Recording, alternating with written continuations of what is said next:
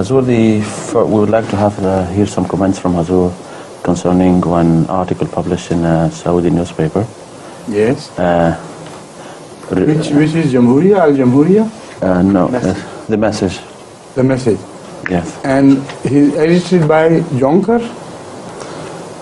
It is the same. I think, yes. Yes. Magazine? Ghalib Jonker, yeah. Ghalib Jonker, that's right. Right, Saudi Gazette. Now, I have read this article myself, and I want you to raise the points which you also think are necessary for us to answer. What are the points which he has made regarding Liberia, the Gambia? One of the points which really surprised me, he said that our Jamaat has praised the president of Gambia after he has issued his orders for our people to leave the country, and that is purely contradictory for what we have seen ourselves. What else does he say? Tell us the points. He presents a completely wrong picture of what's happening in the Gambia. He assumes that the Gambian government has thrown out Ahmadis out of their land and have declared Ahmadis as though non-Muslims. And they have played the game of the Imam, who is a Saudian imposed Imam on a mosque in the Gambia. This is what I thought. Is that right or wrong? Yes. It is absolutely false. All his claims are totally groundless. And they are contradictory to what actually happened in the Gambia. Now, if you like, I can, after this translation, I can make a brief comment on this, because it is very essential for us to tell the Arab world that they have amongst themselves a big liar. See? A non-white man who tells white lies. Please. That's right. And the main point he has raised is that despite the fact that the president of Gambia, President Jammeh, had taken all punitive measures against Ahmadis and had made it impossible for Ahmadiyya to work in his country, yet being embarrassed by the situation, I am praising him unnecessarily to show the world that he is now all right. This is the central point of this article. Now I'll tell you briefly what happened in the Gambia. To begin with, this President Jammeh was taken to Saudi Arabia by his own Minister of Religion. And there he was offered a red carpet treatment. And he was also offered the pulpit of Hazrat Muhammad Rasulullah Sallallahu Alaihi Wasallam. And from there he made a statement, among other things, against Ahmadis, and for which an Imam appeared and praised him so fabulously, as though no defender of Islam had ever been born since the time of Muhammad Rasulullah Sallallahu Alaihi Wasallam like this man Jammeh.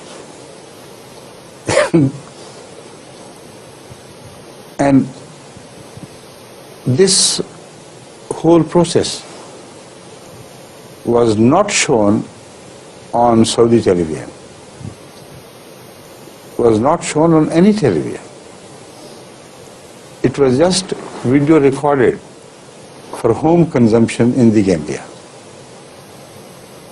so that the Gambian people would be deceived that our president is so highly praised and held in such high esteem by Saudians as no other man in the world can match him. This was only to deceive this president himself as well. He was thrown under the impression that all this was being disclosed and done, to everybody. We have got hold of that video, which is prepared only in their own language. So whatever comments are made could not be understood by any Arab anyway. First, let him translate this, then I'll come to the second part. Now, in that video, this Imam is shown as hanging his hands by his side during the prayer.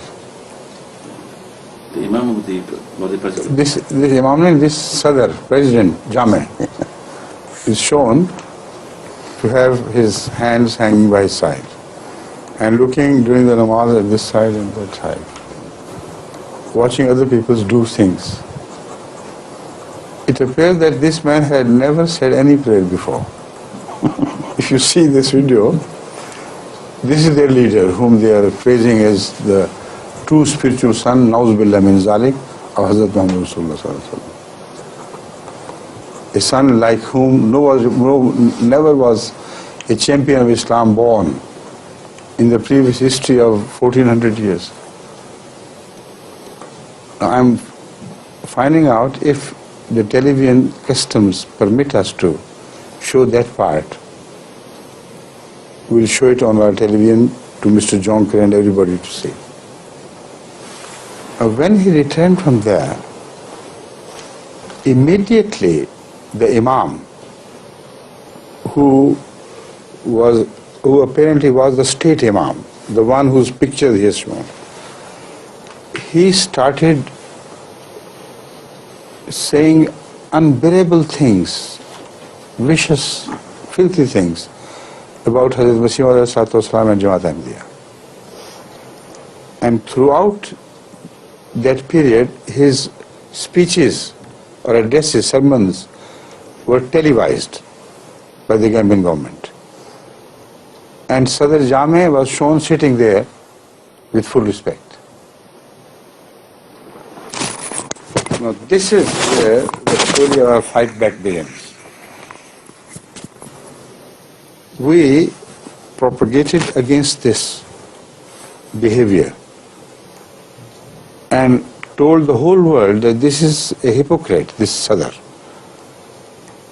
He is trying to carve out a portion of Africa and hand it over to Pakistan and Saudians, etc.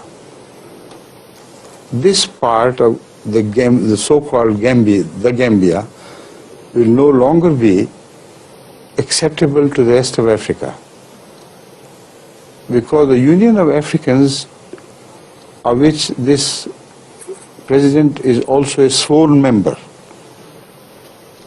has clearly decided that they are secular. This Union of Africans has said that they are not religious, they are not concerned with anybody's religion. There is secular government. They are secular governments united together. And this is also the attitude of Africa everywhere. In each house, not in each house, but in so many houses of Nigeria, Ghana, etc., the family members are split into an idolater, a Muslim, a Christian, even Baha'is sometimes. And they live in perfect unison with each other.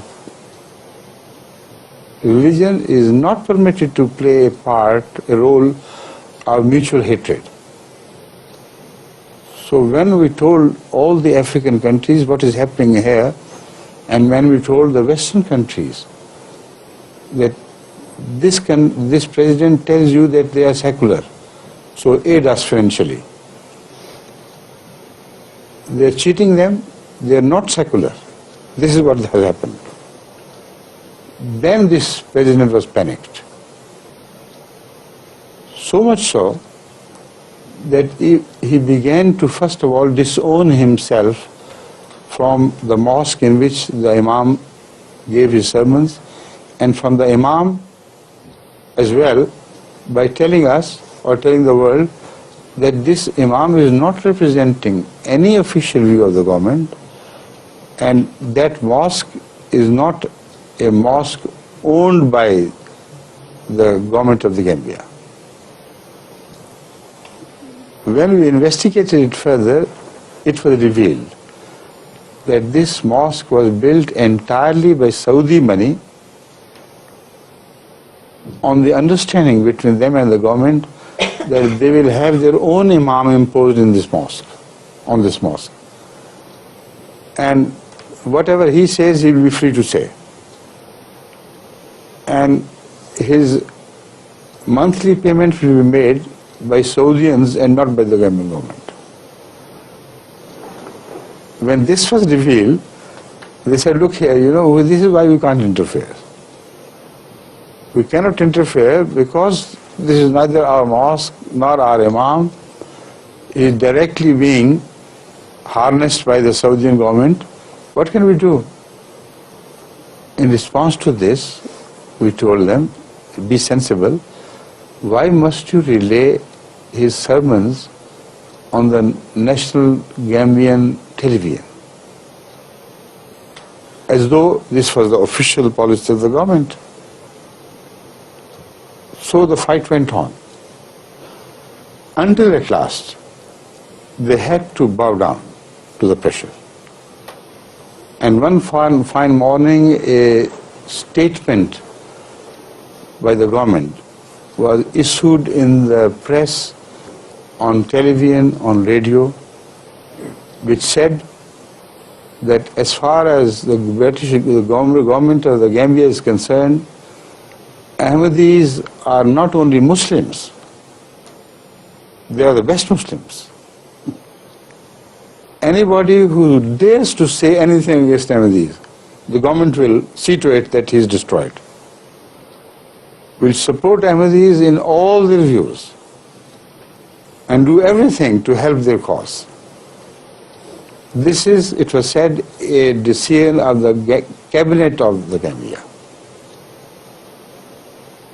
When I praised the President Jammeh, it was then that I praised him, not before. And in the same statement, they said such foul things about this imam, which are on the record in every press of the Gambia. Mr. Jonker, I don't know in which world does he live. All the English newspapers, if he doesn't know Arabic, all the English newspapers of the Gambia are full of this declaration in which such foul names are given to this imam that the government statement says this is a foul-mouthed person. All he says, we have nothing to do with it. And yet we will not permit him to say anything against Ahmadiyyat in future. If he does so, he will be punished. Now, when they had declared this, then I praised them. And I praised him that, thank God, they have begun to see the light of the day. And during the next sermon and the next and the next, this imam never opened his foul mouth against Ahmadiyya. See? Translated, and then I'll again say the last bit. Please. You will take the rest of the time? Most probably, yes. What I mean to say is that if I permit you to leave now, there is so much more to say about this. We'll continue the subject during the next session. Inshallah. Hazur, just I want to know, I did not get the point about the pressure of the African countries. The African countries, including the Gambia, including Nigeria, and Ghana, and East African countries like Kenya and Tanzania, they all sent faxes and written protests in other forms, like telegrams and so on. And they filled the table of this president of the Gambia. They said, what are you doing? This sheer nonsense. Decide where you belong. If you want to belong to Africa, you must behave with common sense and behave like we do. If you want to get out of Africa, go to hell wherever you like. But you will not be counted among African countries after this. These strong protests were published in their newspapers, were sometimes televised, and faxes, etc. of protests were sent, were bombarded on this president. It was this pressure which made him realize that his game cannot be played. It's over. And from then on, what happened? Partly I have told you, and the rest I will tell you. Now it's clear, sir. Okay? Yes, ma'am. Thank you so much.